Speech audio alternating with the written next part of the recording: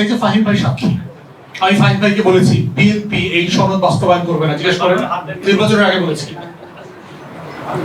নির্বাচনের আগে কমিশনের মিটিং চলা অবস্থা আমি ফাহিম ভাইকে বলেছি বাংলাদেশের যত সিভিল সোসাইটি মেম্বাররা আছে না, খুবই আশাবাদী, রেভলিউশনারি, এইটা হয়ে যাবে সেইটা হয়ে যাবে। আমি বলছি আমার নামে লিখে রাখেন বিএনপি এই সনদ বাস্তবায়ন করবে না। সুজনের মজুমদার ভাইকে বলছি, শহীদুল আলম ভাইকে বলছি, ক্রিকেট ওনারা আমাকে নিয়ে হাসাহাসি করতো, তুমি বেশি এই সেই রেভলিউশনারি কথাবার্তা বলো এবার situation has changed, such an upsurge happened, so it cannot be undone। কিন্তু বাস্তবে তাই হচ্ছে, কারণ আমি এই পার্টির নেতাদের ডিএনএ আমার কাছে খুব পরিষ্কার, হিস্টোরিক্যাল ডিএনএ, এবং তারা এই ধরনের জাতির সাথে বেট্রিয়াল নতুন করে করে নাই, বারবার করেছে, পলিটিক্যাল হিস্ট্রিতে আছে এটার মধ্যে। তাহলে এই যে এখন একটা যে প্রশ্নটা আসছে, এই প্রশ্নটার ব্যাকগ্রাউন্ডে হিস্ট্রিটা জানা এই কারণে জরুরি, কারণ বিএনপি অথবা আওয়ামী লীগ বাই ডিফল্ট এই কাজটা নতুন করে করছে না আমার জাতির সাথে। আমার জাতির যেহেতু গোল্ডফিশ মেমোরি আছে, আমরা বারবার ভুলে যাচ্ছি, মনে হয় এইবারই প্রথমে ঘটনা ঘটছে। না, it happened many a Times in the past, বারবার ঘটেছে এই জাতির সাথে। এবং এই জাতির তরুণরা বারবার রক্ত দিয়ে দেয়ালে দেয়ালে আখরে আখরে আবার পলিটিশিয়ানদেরকে মনে করিয়ে দিয়েছে যে আমরা রক্ত দিয়ে আপনাদেরকে মনে করিয়ে দিচ্ছি, ইট ওয়াজ ইউর ন্যাশনাল প্লেজ। এবং দেখেন জুলাই জাতীয় সনদ আমরা যারা স্বাক্ষর করেছি, অঙ্গীকারনামায় লেখা আছে যে আমি আদালতে অথবা অন্য কোন ফ্রেমে এই অঙ্গীকারনামায় এটা ওয়াদা করছি যে এই সনদকে আমি চ্যালেঞ্জ করব না। দেখেন আমার ল্যাবের ফ্রেন্ড শিশির গতকালকে বলেছে গুরুত্বপূর্ণ প্রত্যেকটা সংস্কারকে সে চ্যালেঞ্জ করেছে আদালতে, ব্যাকডোর দিয়ে করছে। ভাবখানা এরকম যে আমরা whole nation is a bunch of idiots, we are simply do not understand their backdoor palace politics. আমরা কেউ কিছু বুঝতে পারছি না, না আমরা তো কিছু করিনি। আরে ভাই, কে মামলা করতেছে, কোন চেম্বারে মিটিং হইতেছে, কোন স্ট্যান্ডিং কমিটির মেম্বার কি লেখা দিতেছে, এগুলো সবই তো আমরা জানি। আমরা চাইল্ডরা সিদ্ধ করে খাই না।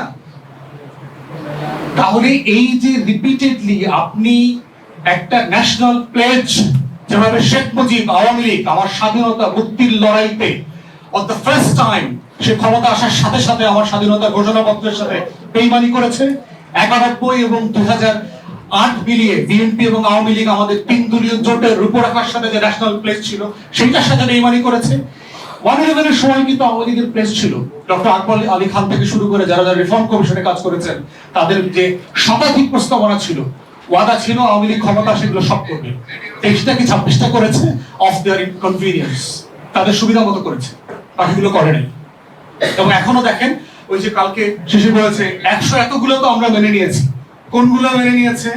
ওই যে শহীদ সালাউদ্দিন কাদের চৌধুরীর একটা দুষ্ট গল্প আছে, দেখবেন সোনা মিয়া আর লাল মিয়ার কথা বলছে না, জমি ভুল নামে রেজিস্ট্রেশন হয়ে গেছে, যেখানে যেখানে বিচারপতির বয়স বাড়ছে সংশোধনী বাতিল, বিচারপতির বয়স ঠিক আছে। জুলাই জাতীয় সনদ সংবিধানে নাই, তবে নির্বাচনের অধ্যাদেশটা সঠিক, এটা আইনসম্মত। গণভোটের আদেশ অধ্যাদেশ এগুলো নিয়ম মাফিক হয় নাই, তবে ভোট 50-51% ভোট যেটা হয়েছে এটা সঠিক, সুষ্ঠুভাবে হয়েছে। এইগুলো তো সংবিধানে বলা ছিল না, 142 এর বাইরে তো আমরা অন্য কিছু যোগ বিয়োগ করতে পারবো না, তবে 5ম সংশোধনী ফিরে আসবে। মানে দেখেন ওই যে সোনা মিয়া লাল মিয়ার গল্প, এবং এটা সালাউদ্দিন কাদের চৌধুরী বলিস, কারণ সে তার দলের ডিএনএ তো সবার থেকে ভালো বুঝে।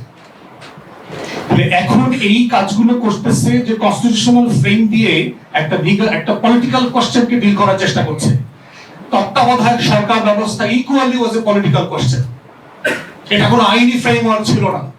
এবং একই পলিটিক্যাল কোশ্চেনের ভিকটিম বিএনপি আওয়ামী লীগ দুজন হয়েছে, because they fail to address the political reality of the country. এবং আজকে টু আর্লি যেই ফ্যাসিবাদ এবং যেই বিট্রিয়াল আওয়ামী লীগ 17 বছরে করেছে, সেটা 17 দিনের মাথায় বিএনপি শুরু করেছে।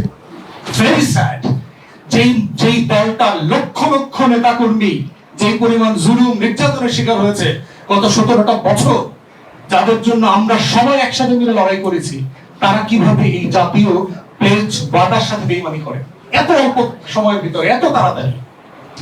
প্রয়োজন আছে? তাহলে কেন তারা করতেছে এই কাজটা? প্রথম কারণ এটা বোঝা দরকার যে বিএনপি পলিটিক্যাল ইনফিনিটি কমপ্লেক্স, যে আমার নেতৃত্বে আমি 24-এর মেসি ছিলাম না, 24-এর রোনালদো আমি ছিলাম না, আমার দলের কেউ ছিল না, আমার গোলে হাসিনা পড়ে নাই, এই হীনমন্যতা বোধ, শেখ মুজিবুর সিনড্রোম, এই হীনমন্যতা বোধ বিএনপি নেতৃত্বকে তারা করে ফিরছে। দ্বিতীয় যেটা হীনমন্যতা বিএনপি, সেটা হচ্ছে ৭২ পূজা, ৭২-এর সংবিধান এবং চুপ্পুকে ধরে রাখার ব্যাপারে ক্ষমতার যে ভরকেন্দ্রগুলো আছে, কোথাও না কোথাও সে ওয়াদা দিয়ে আসছে যে আই শ্যাল নট টাচ। সে বলে আসছে যে আমার ক্ষমতায় আসা, আমার দেশে ফিরে আসা, আমার ল্যান্ডস্লাইড ভিক্টরি পাওয়া, আমার সরকারে যাওয়ার শর্ত সমূহের ভিতরে এটা থাকবে যে আমি চুপ্পুকে সরাবো না, আমি চুপ্পুকে হাসি মুখে রিসিভ করবো, গাড়ির সামনে দাঁড়ায় থাকবো, আমি ৭২-এর সংবিধানের পূজা করবো, এটা বাতিল করবো না। এই ওয়াদা সে কোথাও না কোথাও দিয়ে আসছে। এই জন্য সে despite understanding the necessary evil, সে এইটা থেকে উদ্র করতে পারছে না। আর থার্ড হচ্ছে যে সে সিম্পলি নতুন করে নিজের দলকে আওয়ামীকরণ করছে। কারণ বিএনপি শহীদ জিয়া, বেগম জিয়ার রাজনীতিকে অন করে না। সে সেন্টার থেকে সেন্টার লেফটে যাবে এবং এবারের ভোটের যে মার্জিনে আমরা দেখেছি আওয়ামী লীগের ভোট এবং মাইনরিটিদের ভোট নিয়ে বিএনপিকে জিততে হয়েছে। বিএনপির যে হিস্টোরিক্যাল ভোট বেঞ্চ, শহীদ জিয়ার পলিটিক্সের যেই ক্যানভাস, এই ক্যানভাস থেকে বিএনপি সরে গেছে। কারণ বিএনপির রাজনীতি আর এক্সক্লুসিভ না। শহীদ জিয়ার রাজনীতি এনসিপিও করে, এবি পার্টিও করে, জামাত সহ ইসলামিক দলগুলোও করে। দিল্লির আধিপত্যবাদের বিরুদ্ধে রাজনীতি, বাংলাদেশপন্থী রাজনীতি, ধর্মীয় মূল্যবোধের রাজনীতি। অতএব বিএনপির রাজনীতি আর এক্সক্লুসিভ নাই। For the first time BNP সাংগঠনিকভাবে চ্যালেঞ্জের মধ্যে ছিল, কিন্তু বিএনপির রাজনীতি কখনো এই কমপ্লেক্স সিচুয়েশনের মধ্যে যায় নাই। অতএব সে বুঝতে পারছে আওয়ামী ভোটার ব্যাংকটাকে অ্যাবজর্ব করা ছাড়া তার ফিউচার পলিটিক্স নাই। অতএব এই পলিটিক্সকে সে কিভাবে অ্যাবজর্ব করবে? ৭২-এর সংবিধান রেখে, কাঠামো রেখে, চুপ্পুকে রেখে, এবং যেটা সে ভোটে সাকসেসফুলি করেছে। কিন্তু দিন শেষে হবে কি, এইটা তাকে রেজাল্ট দেবে না। শহীদ জিয়া এই খেলাটা খেলেছিলেন, শেখ হাসিনাকে ফিরিয়ে নিয়ে আসছিলেন, আওয়ামী লীগের ৪ টুকরা আওয়ামী লীগকে ৭৯-তে নির্বাচন করতে দিয়েছিলেন, সংসদে পুনর্বাসন করছিলেন। এরশাদের মতো একটা কুলাঙ্গার মুক্তিযোদ্ধা না, পাকিস্তানের স্ট্যান্ডার্ড সোলজার ছিল, তাকে সেনাপ্রধান করেছিলেন। Despite all the request from different quarters, তাকে সেনাপ্রধান করা উচিত না, তারপর করেছিলেন। এবং এটার জন্য তাকে চরম জীবন দিয়ে মাসুল দিতে হয়েছে। বাংলাদেশের অনলি সাকসেসফুল স্টেটসম্যান, তাকে চরম মূল্য দিতে হয়েছে আওয়ামী লীগ প্রশ্ন ডিল করতে না পারার কারণে, ৭২-এর সংবিধান, শেখ হাসিনা এবং ভারতের আধিপত্যবাদের প্রশ্ন ডিল করতে না পারার কারণে। এবং আজকেও দেখতে পাচ্ছি এই একই বিএনপি এক্স্যাক্টলি সেম ভুলগুলা প্রিম্যাচিউরলি করছে প্রত্যেকটা ইস্যুতে। এবং এই যে প্রিম্যাচিউর বার্থ যেটা হবে, প্রিম্যাচিউর বিহেভিয়ারের কারণে, এইটা আপনার জন্য আপনি নিতে পারবেন না। It would be so much for you to take. অথবা আমরা বলছি যে এখনো সময় আছে, please come back to your senses, behave just simply with your common sense. যে আল্লাহর ওয়াস্তে দেশটাকে অস্থিতিশীল করিয়েন না। 111-এর মতো ডিফারেন্ট কোন সেটআপের কাছে বাংলাদেশটা বেঁচে দিয়েন না।